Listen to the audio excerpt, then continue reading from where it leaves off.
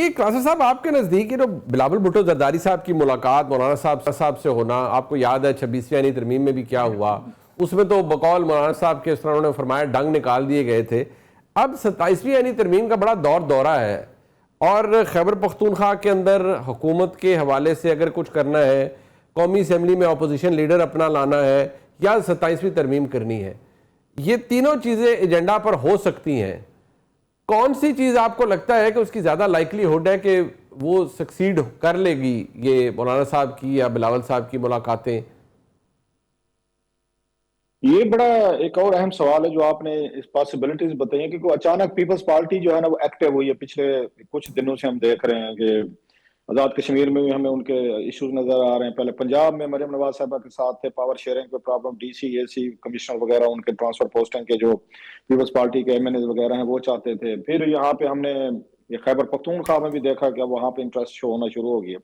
दो चार चीजें, एक तो ये है कि मेरा ख्याल है खैबर पख्तूनख्वा में अगर हुकूमत ये सोच रही है या मौलाना फजल रहमान साहब या उसके बाद ये बिलावल साहब और दीगर अगर इदारे सोच रहे हैं कि वहां पे जैसे हमारे भाई छोटे भाई हसन कह रहे थे कि गवर्नर रूल भी लग सकता है, तो ये तो एक तरह की फेवर होगी मेरा ख्याल है पीटीआई को। अगर पीटीआई में अगर आप पीटीआई को सबसे बड़ी तो फेवर इस वक्त हो सकती है वो सरहद में गवर्नर, ये सारी आपके खैबर पख्तूनख्वा में आपको गवर्नर राज लगाना है। जितना पार्टी या इंटरनली तौर पर उसका डिसइंटीग्रेशन का शिकार है, फ्रस्ट्रेशन का शिकार है, इंटरनल फाइट्स का शिकार है और कहीं से क्लू नजर नहीं आ रहा और उनके आपस में ग्रुपिंग है, उस वक्त अगर आप गवर्नर रूल लगाते हो, परफॉर्मेंस के इश्यूज ऑफ कोर्स उनके मौजूद है। 13 साल बाद भी मेरा एक अजीज कह रहा था, मैंने पहले किसी शो में कहा, वो नौकरी ढूंढ रहा था, खान साहब को बड़ा वो था जी।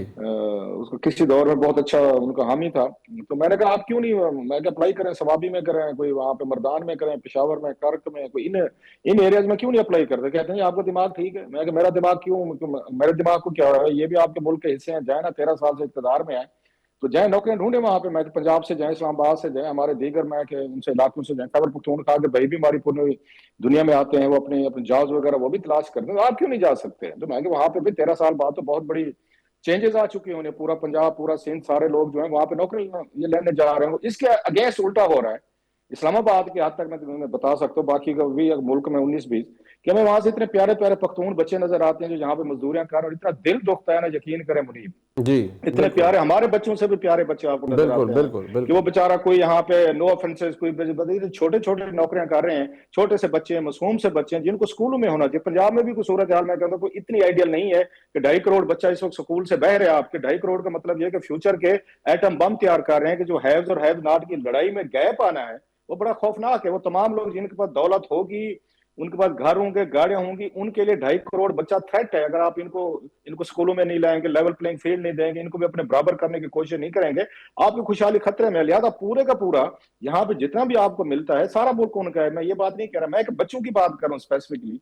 अगर आपके बच्चे आपके सूबे में नहीं पढ़ रहे, उनको स्कूलों में नहीं दाखिल करा रहे, यहाँ मजदूरियां कर रहे हैं, हमारे बच्चे कहते हैं हम वहां पे जाके नौकरी नहीं कर सकते, वहां पे क्या है, तो फिर आपका 13 साल का वो जो परफॉर्मेंस है आप उसको कैसे सेल करते हैं। और बड़ी कामयाबी से उन्होंने सेल किया है जो मुझे लगता है। So coming to that point, वो जो गवर्नर राज की बात हो रही है, आप ये सारे काम करके उनको मजलूम बना देंगे, एक्सक्यूज देंगे, देखें जी हमें तो 5 साल नहीं पूरे करने दिए, पहले हमें सेंटर से निकाला, हमारे लीडर को जेल में डाला, फिर हमारे हमारे लीडरों को 10-10 साल सजाएं दी थी, हमने अपना लड़का एक अपना बनाया, हमारा राइट था, उसको आके इन्होंने गवर्नर राज लगा दिया या इवन फॉरवर्ड ब्लॉक बना लिया। सो अगर फॉरवर्ड ब्लॉक टाइप चीजें बनाई गई, अगर आपने हुकूमतें रिप्लेस की, अगर आपने गवर्नर राज लग गए, तो मेरा ख्याल है इससे बड़ी पीटीआई को ज्यादा कोई फेवर नहीं कर सकती। वो एस्टेब्लिशमेंट हो, वो फेडरल हुकूमत हो, वो बिलावल साहब हो, मौलाना साहब हो या कोई और फोर्स हो, इस वक्त वो चाहेंगे कि आपको ऐसा स्ट्राइक हम पे करें जिसको हम सेल करके आवाम को कम से कम बता सकें कि ये देखें ये हमारे साथ ये हशर हुआ है, बुरा हशर। सो ये तो मेरे नजदीक ये कोई अच्छा सोल्यूशन नहीं होगा। लेकिन हैविंग सेड ऑल दिस, ये सियासतदान जो है ये आपके मेरे कुछ तेजियों पे, आपके मेरे वो रैंक पे, अपनी हमारे कन्वीनियंस खदशात पे पे जो चलते हैं, वो अपनी। अपनी कन्वीनियंस पे और अपनी पावर ग्रैबिंग पे चलते हैं। So power is everything. वहां पे कोई सका नहीं होता, कोई अखलाकियात नहीं होती, कोई आपके कोई तलोकात नहीं होते। एक सेकंड में किसी को आप छुरी मारते हैं, किसी को चाकू मारते हैं, किसी को आप बंदूक मारते हैं कि पावर में आपने किसी सूरत में जाना हो। लिहाजा लास्टली एक और जो चीज है जो इसमें आपके 3-4 जी इश्यूज में मेरा ख्याल है वो एक हो सकती है, जो बज है कि शायद कोई इस तरह का भी अंडरस्टैंडिंग हुई थी इनकी हुकूमत के साथ जब ये बना रहे थे,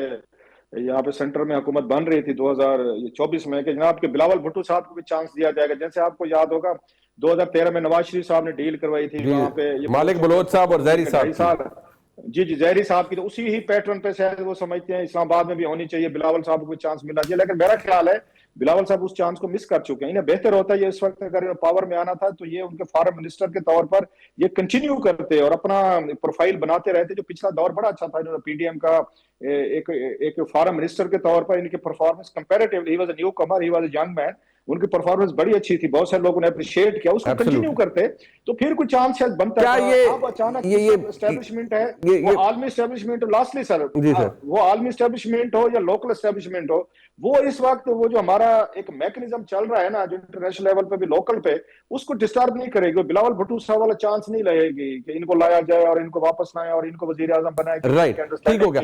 वो दे विल बी विद वो शहबाज शरीफ साहब पे स्टिक रहेंगे। सो ये दो चार इश्यूज हैं जो मुझे अगेन आपको लग रहा है देयर इज अ लाइकलीहुड। अच्छा हसन अयूब साहब, एक बात है, जरा इसको टुवर्ड्स द एंड इस पे जरा तज्जिया कीजिएगा, आपके नजदीक इसके चांसेस कितने मौजूद हैं?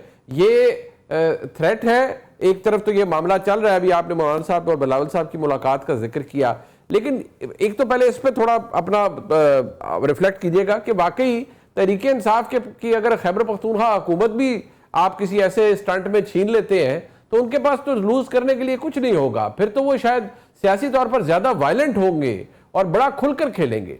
दूसरी बात यह कि क्या ये भी बता दीजिएगा कि इस बात के चांसेस कितने हैं कि नवंबर में दोबारा तहरीक इंसाफ किसी एहतजाजी कॉल के नतीजे में इस्लामाबाद आए और विद हाई होप्स के लिए इस दफा कुछ तब्दीली हो?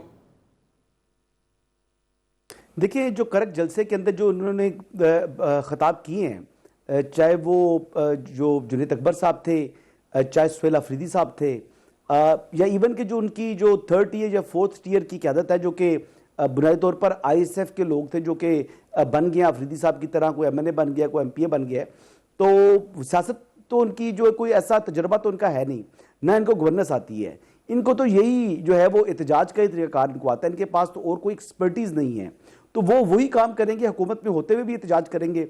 यहाँ तक तो तहरीक इंसाफ में इस बात पर भी गौर होता रहा कि हम KP पूरा बंद कर दें, हालांकि हुकूमत उनकी अपनी थी। तो जब आपका ये माइंडसेट हो तो इस बात के इम्कानात खासे रोशन हैं कि वो एक बार फिर इस्लामाबाद पर चढ़ाई करें। तो मैं इसीलिए कह रहा हूँ ना कि जो पीपल्स पार्टी और मौलाना फजल रहमान की आपस में जो इस वक्त मुलाकातें हो रही हैं, अगर वो तरीके अदम एतमाद लाते हैं, मैं एग्जांपल दे रहा हूँ, और वो कामयाब नहीं भी होती तो तवज्जो उनकी किस तरफ होगी? तो उनको इंगेज रखें, उनको परेशान रखें, ना कि उनको फ्री हैंड दे दें और वो वफाक को या बाकी सूबों को परेशान करते रहें। ये एक हिजान की कैफियत जो है वो खड़ी कर दें, तो उनके लिए हिजान की कैफियत अगर पैदा हो जाए तो वो मौजूदा जो सिस्टम है उसके लिए ज़्यादा जो है वो बेहतर चीज़ है। तो लिहाजा उनको तंग किया जाएगा जी, उनको परेशान किया जाएगा, ना कि उनको मौका फराहम किया जाए कि वो इस्लामाबाद के ऊपर हमला आवर हो जाए।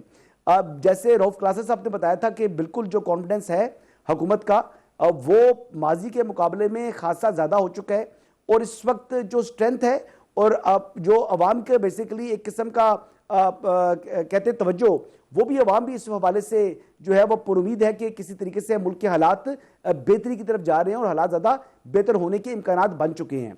और जिस तरह आलमी अक़वाम आलम में पाकिस्तान को पजीराई मिल रही है, हमारा जो डिप्लोमेटिकली इस वक्त जो ग्राफ है वो ऊपर जा चुका है, तो उसको ही हमने आगे से मेटलाइज करना है।